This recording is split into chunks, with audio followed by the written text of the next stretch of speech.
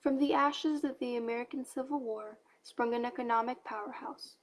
The factories built by the Union to defeat the Confederacy were not shut down at the war's end. Now that the fighting was done, these factories were converted to peacetime purposes.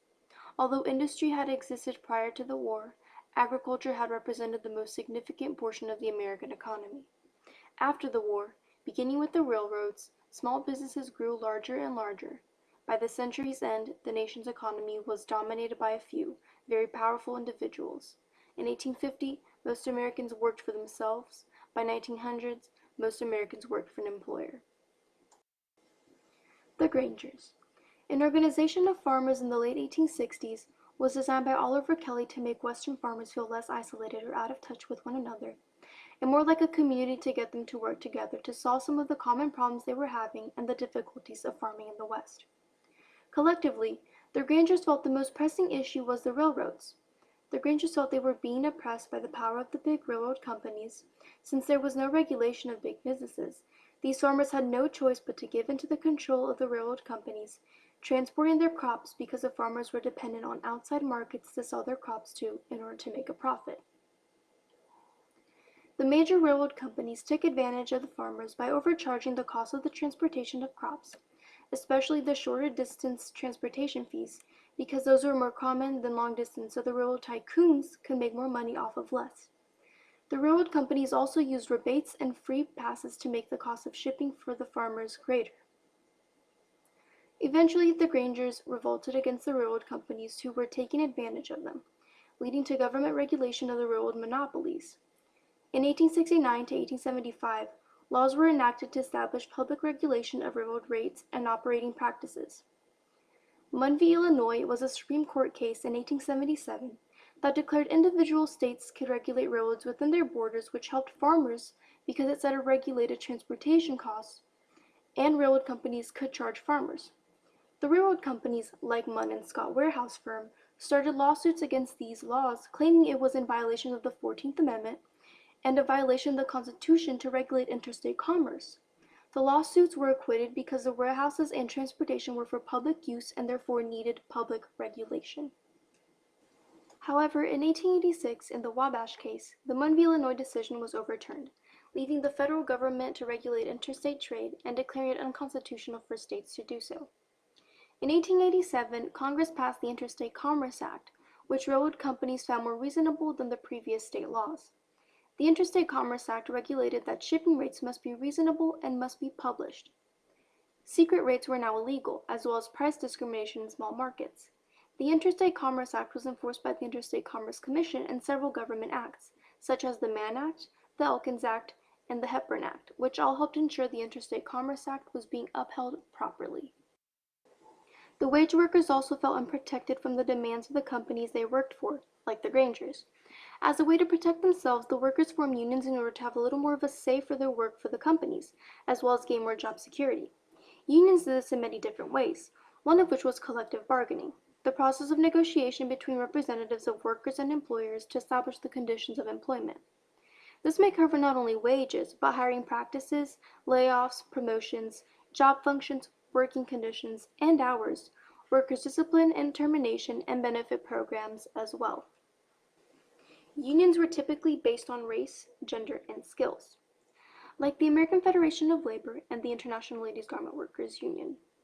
The American Federation of Labor represented only skilled white male craftsmen in the cities. Despite this limitation, the AFL survived the Gilded Age and would become one of the most powerful labor unions in the new century. The AFL was founded by Samuel Gompers in 1886, seeking better wages, working conditions, shorter working days, and the creation of all union workplaces for its members. The International Ladies Garment Workers Union was formed in the 1900s. Most of its members were Jewish immigrants employed in sweatshops. Successful strikes in 1909 and 1910 in New York City by the ILGW resulted in a protocol of peace between the women's clothing industry and labor. The protocol helped to increase wages, reduce working hours, and the union was finally recognized by the clothing manufacturers, and the Board of Arbitration was established to handle labor management disputes. While many unions were created for a single, specific group of people, some unions were not as selective, like the Knights of Labor, the American Railway Union, and Industrial Workers of the World. The Secret Society of the Knights of Labor was formed in 1869. This was the first successful labor union in the America and helped influence change. This union united both skilled and unskilled workers in the countryside and cities into one group. The Knights also allowed blacks and women among its ranks. Although they were successful in winning a series of strikes in their fight against long hours and low wages, they most often had difficulty collective bargaining because they represented such a diverse group of workers. The Knights' fall happened after being falsely associated with the anarchists who were responsible for the Haymarket Square bombing in Chicago on May 4, 1886. A demonstration in Chicago's Haymarket Square to protest the killing of 2 workers during a strike turned into a violent riot after a bomb explosion that killed 7 policemen.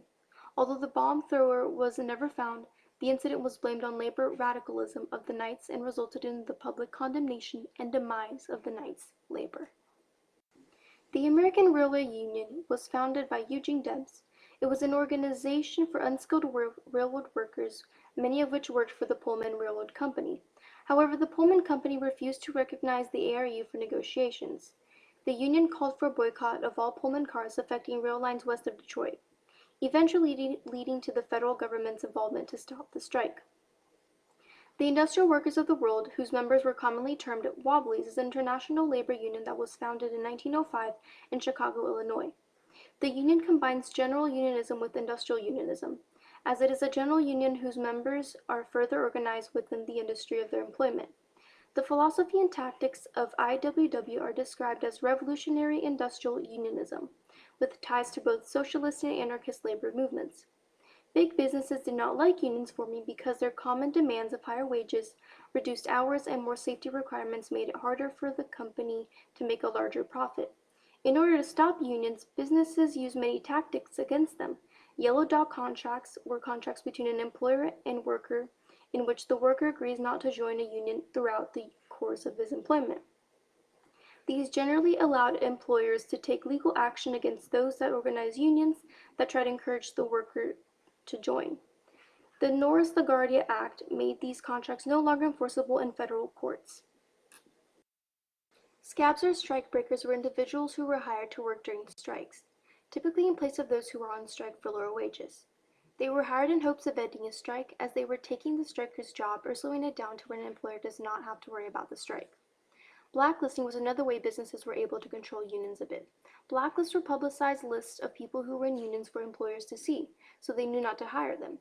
Typically, those in unions were undesired because they could gain more from being employed than those who were not part of a union. The unions also used many tactics to use against big businesses when they would not comply to the demands of the union. The union workers most commonly would go on strike and would not show up to the factories or railroads to work. This sometimes would make the businesses have to temporarily shut down until the union workers would come back to work. The unions would also use boycotts and picketing to gain support against the big businesses they worked for. The most important tactic unions used against big businesses was solidarity. If one worker was wrongfully treated by the business, then all of the workers of that business that were part of the union would go on strike or boycott against the business. With practically no workers, the businesses, a lot of the time, would have no choice but to comply with the union in order to stay open. In 1877, a strike broke out between Boston and Ohio Railroad Company and the union workers, which eventually spread throughout the country into many different industries, known as the Great Strike of 1877. As a result of the second wage cut in 8 months to try to break up the union by B&O, a series of violent railroad strikes began starting in Martinsburg, West Virginia. Militia was dispatched but were mostly unsuccessful because many of them were workers and supported the strike.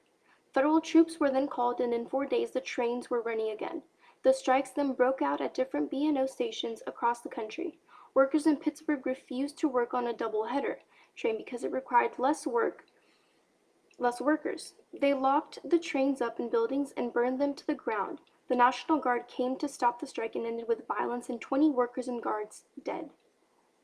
This set off a general strike throughout Pittsburgh, including miners, steel, and iron workers, and the National Guard was called throughout the state to stop the riots. Another strike broke out in Cumberland, Maryland, that federal troops were also called to because the strikers would not let U.S. mail cars pass through. The strikes later spread all the way up to New York and Ohio, which were quickly ended by the National Guard. By the end of strike, more than half of the country's railroads were shut down and 100 people were killed, but little labor reforms were made. Another strike by unions caused by big businesses' control was the Homestead Strike in 1892. The Homestead Strike was a violent strike of workers for the Carnegie Steel Company in Homestead, Pennsylvania. While Carnegie was away, his partner Henry Clay Frick took over while he was gone. With Frick in charge, he broke off the contract with the union so he could hire non-union workers as well as cut the workers' wages and locked all of the union workers out of the factory by building a barbed wire fence later called Fort Frick. Then Frick called the Pinkerton private security guards to occupy the plant. The steel workers stormed the plant and the piers where the guards were docking their barges and burned them down, killing 3 Pinkertons and 7 strikers. After this, the National Guard was sent in to occupy the plant and it was reopened 3 days later with replacement workers. There were many charges against the union after the strike, but most were eventually acquitted by the courts. The strike also turned into a racial matter when African Americans wanted to work for the plant but were not allowed by the union, so they became the replacement workers after the strike. This resulted in more violence coming from the ex-workers of the plant, but eventually they gave up the fight and some reapplied for jobs at the mill after agreeing to a 12-hour workday and reduced wages. By the end of the strike, however, no rights of the workers were gained and many workers did not get their jobs back. One of the most notable strikes at this time was the Pullman Strike, the National Railroad strike against the Pullman Palace Car Company in the summer of 1894. The strike started when Pullman cut the workers' wages by 25%, simultaneously raising the prices of food, rent, and other essentials in the Pullman Company town where most of the workers and their families lived. Supported by the American Railway Union, the workers decided to boycott the Pullman Company, and when they were fired to hire non-union workers, the rest of the union quit out of solidarity, hurting the Pullman Company more by halting many railroads. Debs and the ARU helped the workers with their boycott, but warned against taking actions that would allow for the federal government to get involved, which the boycotters ignored. The strike quickly became violent when strikers overturned a U.S. Mail Service train car, which was a federal offense allowing federal government involvement. Troops were sent to Illinois to end the Reign of Terror. The Supreme Court ordered an injunction enacting the Sherman Antitrust Act and stopped the ARU from communicating with the strikers. By early August, the strike was settled and Pullman railroads reopened. Between 4 and 30 people were killed by the end of it. The government in the Gilded Age was very pro-laissez-faire. They allowed big businesses to grow with very little to no federal involvement or regulations. This allowed many businesses to expand, some more than others. As big businesses grew, they were able to knock out a lot of their competition in that industry. A lot of times, this resulted in a monopoly. When one company had the majority control of one industry with little to no competition, they were able to practically do whatever they wanted and overcharge for their product, hurting the middle and lower working classes and small businesses. In order to prevent this from happening, the government repealed the laissez-faire policies to enact Sherman Antitrust Act of 1890. This act was the first act of its kind to limit the power of one business to increase competition by restricting trade, making monopolies illegal. The federal court can fine, imprison, or dissolve firms in violation, as well as private companies affected can sue up to 3 times the amount of damages done to them. The act was mostly unsuccessful because of the wide range of interpretations it allowed in the Supreme Court. In the Supreme Court case United States v. E.C. Knight Company in 1895, the Supreme Court ruled that Knight did not have a monopoly in sugar refinery, even though it controlled about 98% of the industry, basically proving the Antitrust Act had little to no power. In 1914, the Roosevelt administration created the Clayton Antitrust Act and the Federal Trade Commission. In 1920, the Rule of Reason was created, which gave more specifics to the Sherman Antitrust Act, making it much more effective. The Rule of Reason that not all combinations were violations of the Act, only those involving acquisitions, mergers, exclusionary tactics, and predatory pricing that caused an unreasonable restraint on trade along with Roosevelt's trust-busting campaigns. Enforcing the Act. 1904, in the court case Minnesota v. Northern Securities Company, the federal government dissolved the company when it was founded in violation of the Sherman Antitrust Act. The 1911 Standard Oil Company and the American Tobacco Company were dissolved under the Antitrust Act as well.